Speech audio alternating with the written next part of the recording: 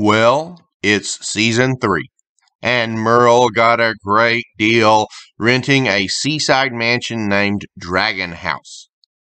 I wonder why it was such a good deal.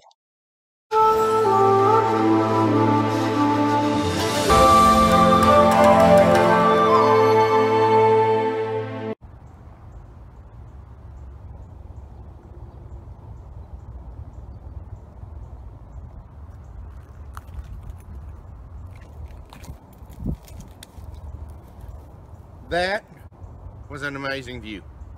My name is Dealionaire Shook, and I am the information collector. Today I'm coming to you from the Greenville Convention Center, which is reopened. And as you can see, there are several events and organizations enjoying the reopened facilities. Now, I'm coming to you here because they are reopened, and you need to look up the events in your area that are going on. As we very carefully reopen, there will be things going on that you will be interested in. And obviously, you want to be careful. But by the grace of God, good leadership, and increased vaccination rates, we can enjoy this. So, now, one thing I do have to mention.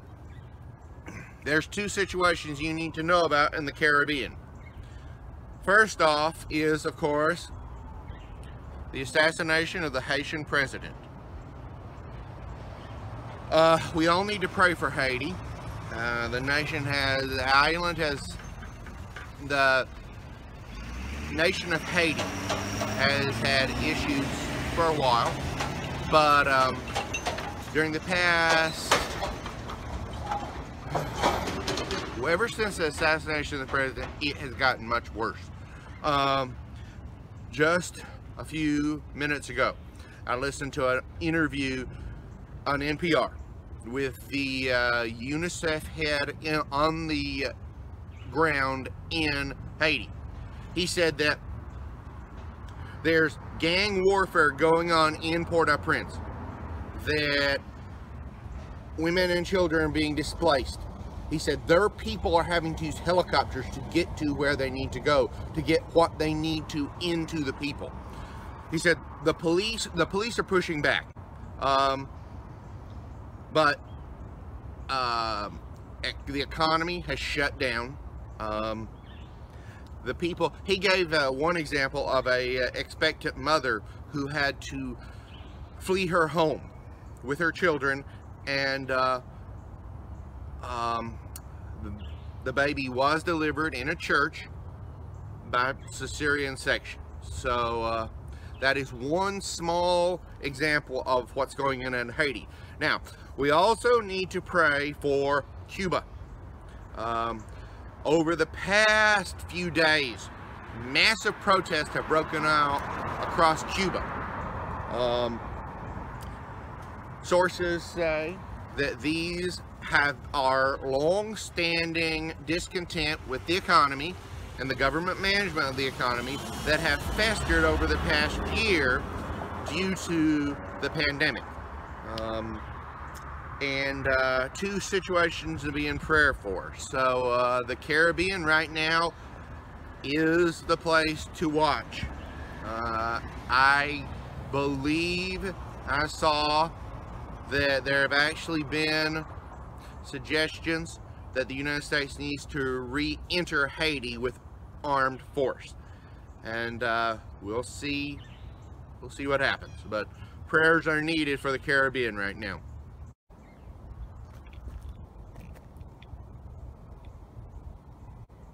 Last Thursday, the United States Post Office announced very good results for the past quarter. There was improved on-time mail delivery in first class, marketing, and periodical mail, with all three classes between 80 and 90% of the on-time goals. Now, this sounds like just getting your mail there in time, and obviously, you know, that's an issue. But it's more than that. See, Alan Greenspan, in his memoir, talked about how on September 11th, one way our nation was hit was the financial system. At that time, we didn't have as much electronic funds transfer, so they literally would take checks from California, load them on an airplane, and fly them to New York, and vice versa. Well, when all the planes were grounded, the checks couldn't go anywhere. So Greenspan said the Fed was able to extend credit to stabilize the financial situation. Well, the same thing with the post office. See, the post office ships a huge amount of its mail in the cargo holds of even passenger airplanes. Well, for the past year, those jet planes have been grounded, and e-commerce traffic has boomed. So the post office has been, they've handled it very well, but they were pleased to announce it's getting back to normal. They're already making plans for the upcoming Christmas mailing season, which of course for the post office is, you know, the time of year. Santa and the post office, they go together. They're already hiring new employees, investing in new package sorters, and even leasing space to augment their facilities. So that's a report from the post office, looking both backwards at the past quarter and forwards toward Christmas.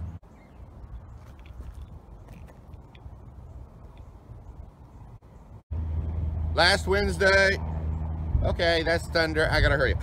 Last Wednesday, the Department of Justice announced it would fund body cameras for small, rural, and tribal police departments.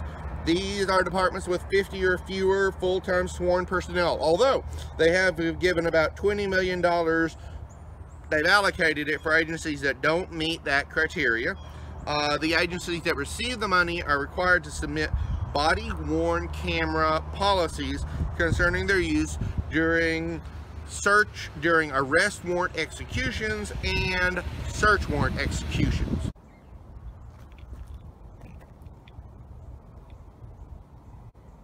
Last Wednesday, Governor Greg Abbott of Texas announced he was placing state resources on standby as much as the state was threatened with flash flooding.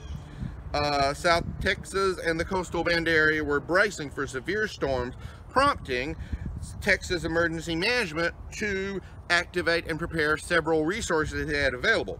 SAW crews from Texas A&M, Texas A&M search and rescue units, including boat and urban search units, Texas Game Warden boat teams, Texas State Health Services, including emergency medical services and weather task force elements, Texas Public Safety helicopters, I'm guessing that's State Patrol and police, plus Texas Department of Transportation high-profile vehicles.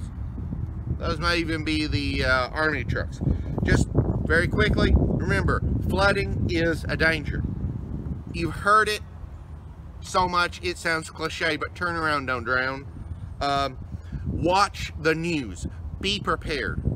Be prepared to evacuate, because your life and the lives of those you care about are more important than what you might lose materially.